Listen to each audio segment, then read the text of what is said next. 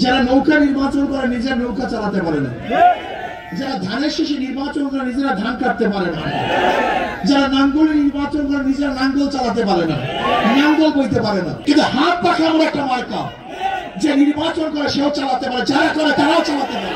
ইসলামী সমস্ত অর্থনীতি গরিবদের জন্য, কিন্তু কপাল পরা গরিব ইসলাম বোঝে না। আমি চ্যালেঞ্জ দিয়ে বললাম, বর্তমান অর্থনীতি চললে কিয়ামত পর্যন্ত কোনো গরিব ধনী হবে না, বরং ধনীটা ধনী হবে। তুমি কি জানো গোটা বাংলাদেশের অর্থনীতি কয় পরিবারের কাছে? এই গোটা বাংলাদেশের মানুষের কাছে যেই পরিমাণের টাকা, মাত্র 20-25 ফ্যামিলির কাছে এই পরিমাণের টাকা আছে। 20-25 ফ্যামিলির কাছে এই গোটা বাংলাদেশ মানুষের টাকা। তুমি জানোই না তাদের অবস্থাটা কি। যাই হোক, ওদের মার্কার মধ্যে ভেজাল, মার্কার মধ্যে ধোঁকাবাজি।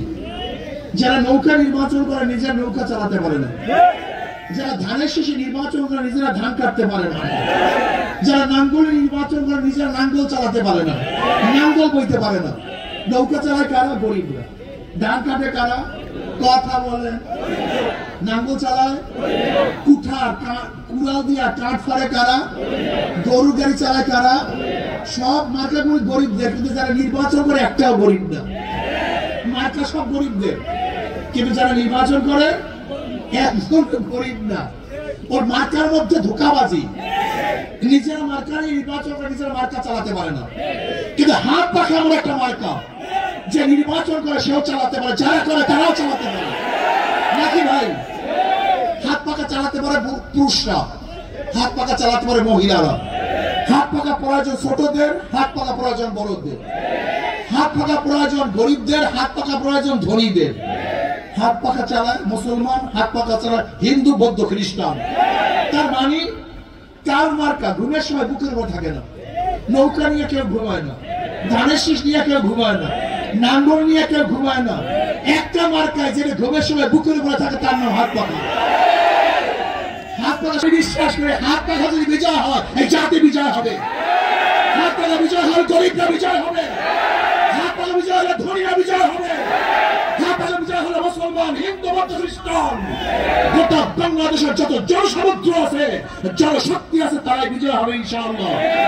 সব মাত্রা দেখা শেষ, হাত পাখার বাংলাদেশ ইনশাআল্লাহ। আগামী ইসলাম ক্ষমতায় যাবে ইনশাআল্লাহ। 92% মুসলমানদের দেশে ইসলাম ক্ষমতায় যাওয়াটাই তো স্বাভাবিক, ইসলাম ক্ষমতায় না যাওয়াটা স্বাভাবিক। এই জন্য আসুন, আগামী নির্বাচনে আমাদের এখান থেকে আপনারা সবাই ছিলেন খুব ভালো প্রার্থী, মামলা পুলিশ, আলহামদুলিল্লাহ।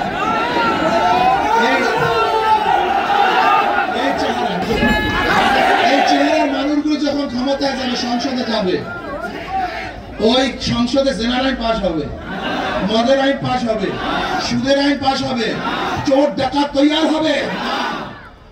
এই জাতীয় লোকগুলো যখন সংসদে যাবে, তখন সংসদটা তাদের সংসদ হবে। নির্বাচন করবো, আশা করা যায় ইসলামী দলগুলো যদি আমরা একটা বাক্স দেই, তাহলে অবশ্যই ইসলাম বিজয় হবে, কোনো সন্দেহ নাই। আর ইনশাআল্লাহ আজকে আমি কিন্তু মাগরিবের পরপরই বয়ান করব কোর্ট মাঠে। মাগরিবের পরপর শুধু জিকির হবে, জিকিরের পরে আমি বয়ান করব। দেরি করব না, আমার ঢাকায় কাজ আছে, আমি ঢাকায় চলে যাবো ইনশাআল্লাহ। এর জন্য আমরা সবাই মাগরিবের নামাজের পরপরই ইনশাআল্লাহ কোর্ট মাঠে যারা আছেন বয়ান শুনতে চান, চলে আসবেন। আল্লাহুম্মা আমিন।